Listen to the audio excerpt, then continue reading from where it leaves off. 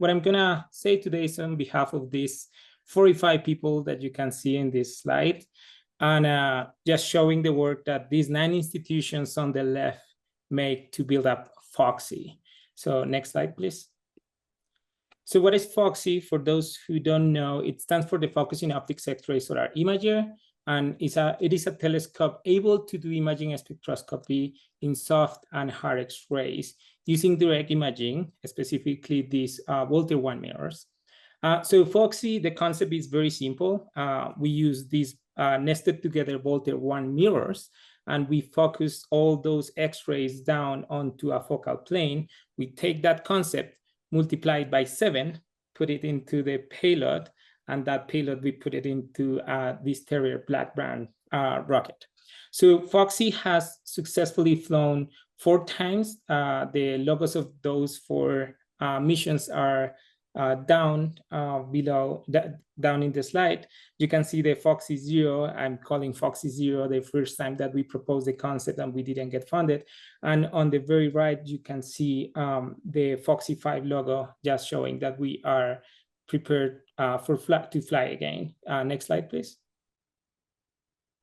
So how I see FOXI is that for FOXI 1, the really first time that we flew, we were proving the concept of using focusing optics to do solar hard X-ray observations. And then FOXI 2 and FOXI 3, we basically refined the optics. We also refined the detectors that we used in previous flights, and we got additional science outcomes. Likewise, FOXI 4 was our first time that we were able to optimize the concept to observe a large solar flare in action. We proved that worked, and now FOXI 5 is entirely designed to build up and capitalize on everything that we learned with FOXI 4 and get new and more additional science. Next slide, please. So the payload is divided in basically 2 parts. On the left, you see all the optics, the different optics modules, 7 of them. And on the right, you see all the detectors and the readout systems. And those 2 systems are separated 2 meters. I have to say that every single pair optics detector is different from each other. And in addition to the 7 X-ray telescope, we have the solar aspect and alignment system, which is a telescope that sees the sun in visible light. Next slide, please. So if we focused on the optics side, this is how it looks. This picture was taken just a few weeks ago over the summer. And you visually can see already that the 7 telescopes, the 7 optics are very different from each other. We have 2 optics modules that we call the HELIOTECH Marshall optics. They are basically 10 nested shells, Volter 1 figures that have an 18 arc seconds half power diameter and 6.5 foot with a half max. We have 3 additional, what we call new high resolution Marshall optics. They are 2 shell nested Volter 1 figures that can achieve around 10 arc seconds in HPD and 3 arc seconds in foot with a half max. We have other 2 new optics made by the Nagoya University. They are single shells, and they also are high resolution. They achieve 40 arc seconds in half power diameter and 1 arc second in foot with a half max. On the optics side, you can see also some weird structures here. 2 of them are 3D printed titanium collimators made by a company in Japan called Toray, and 2 optical filter blockers that are made by Nagoya. Next slide, please. So FOXI has been this platform that we use to test new technology in space. This slide summarizes the 2 HELIOTECH optics, the 10 shell optics that we flew in FOXI 4, and we intend to fly in FOXI 5. You can see that we still use the 10 shell because they maximize the effective area as shown in this plot over here. Next slide, please. These are the 2 the three new high resolution optics made by Marshall. And you can see on the bottom the point spread function for each of the modules. They are a little squeezed in these images because they are affected by gravity. But on top, I want to highlight some of the latest work that has been done by the Foxy team in removing the optics after the Foxy 4 flight, refurbishing some of the optics, recalibrate them again, and putting them back. I want also to highlight here the work of early careers. There is a new PhD student from Berkeley who has been deeply involved in this, and other people, but in the picture, I only want to see the next slide, please. In this slide, these are the two Nagoya high resolution optics. The photos, I also wanted to highlight the many early careers that we have in the team. The photos highlight the moment in which Nagoya was bringing to us this summer the refurbished two optics that we are going to fly in Foxy 5. And the photo down in the slide, it's when they all are installing the optics into the payload, into the experiment. You can see on the right some of the features, but I already mentioned some of those, so can skip that. Next slide, please. Some of a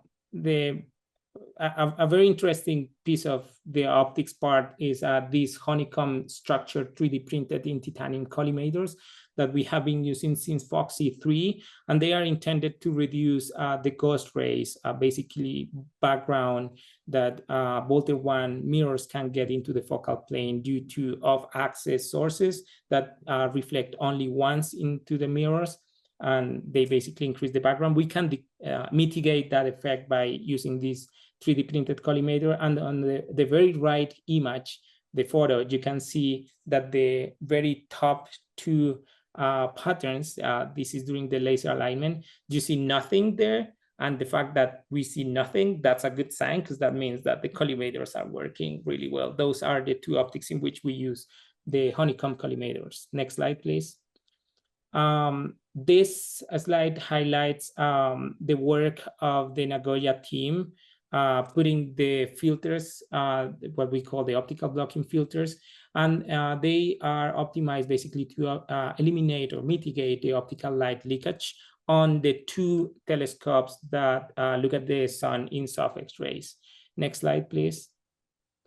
Another important piece of the hardware that is brand new for Foxy 4, and here in all the slides, just bear in mind that I'm talking about Foxy 4 and Foxy 5 altogether. Foxy 5 is basically a reflight of Foxy 4, except like light upgrades, light changes.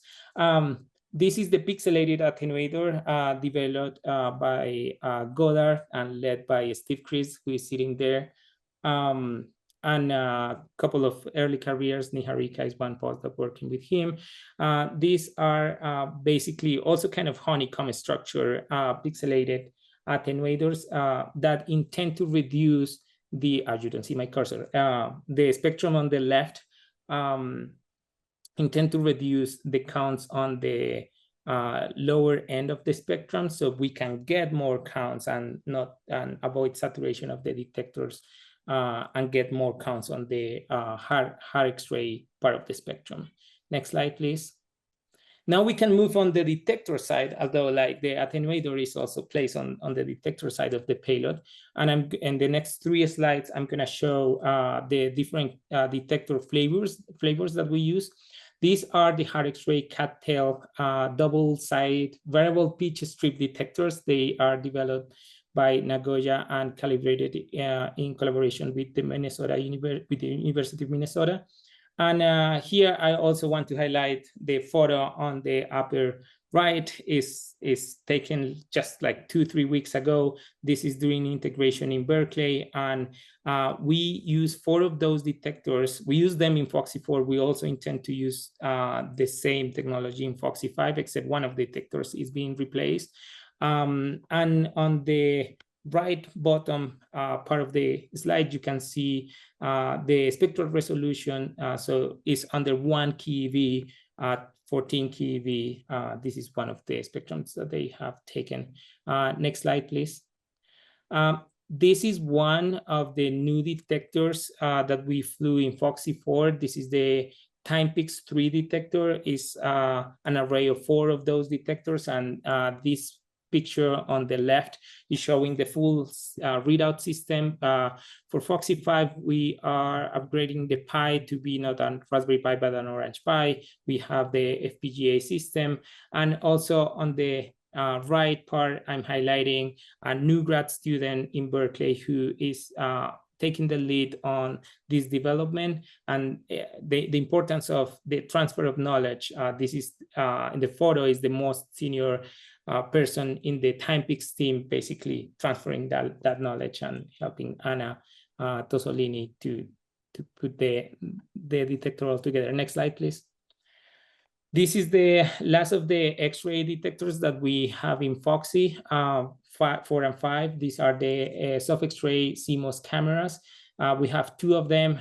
Here I also highlight a photo taken a couple of weeks ago of one of our collaborators, Narukage, who came to Berkeley and helped installing all those 2 detectors into the focal plane. Next slide, please.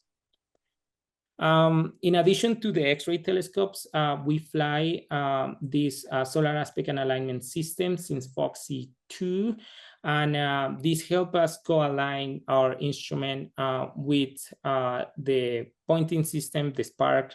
That's why we are very happy that the heliostat is back in business, because we really use it, as you can see on the photos on the left.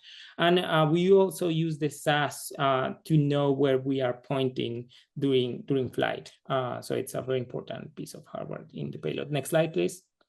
An update on the schedule. So right now we are finishing integration of the experiment. The experiment as the payload is almost fully finished. We are waiting and coordinating with NASROC to do the shipment. So we know that this is not going to happen before mid-November. And since we are scheduled to integrate in March, we'll see when is the optimal time to ship everything to White Sands, where we are going to launch. On the bottom, you can see the current solar cycle and the projections. So you can see on the very right when FOXY5 is expected to fly in chunks of 3 days, as Max has and a few other people have said this week. So keep tuned. Next slide, please. And as I said, the payload status is that integration at Berkeley is basically complete. And we had a lot of fun this past summer. You can see that many of the new members of the FOXY team are very early career, many students, postdocs. I'm becoming the more senior guy in FOXY, which is concern for me. Next slide, please. And we are really looking forward to get really cool science similar to what we got in FOXY4. These are FOXY4 results. If you have questions about that, please ask me or offline or any of the FOXY team members. Next slide. These are the acknowledgements to the many different fundings that we use and collaboration and help. And with that, I think I'm open to questions. Thank you.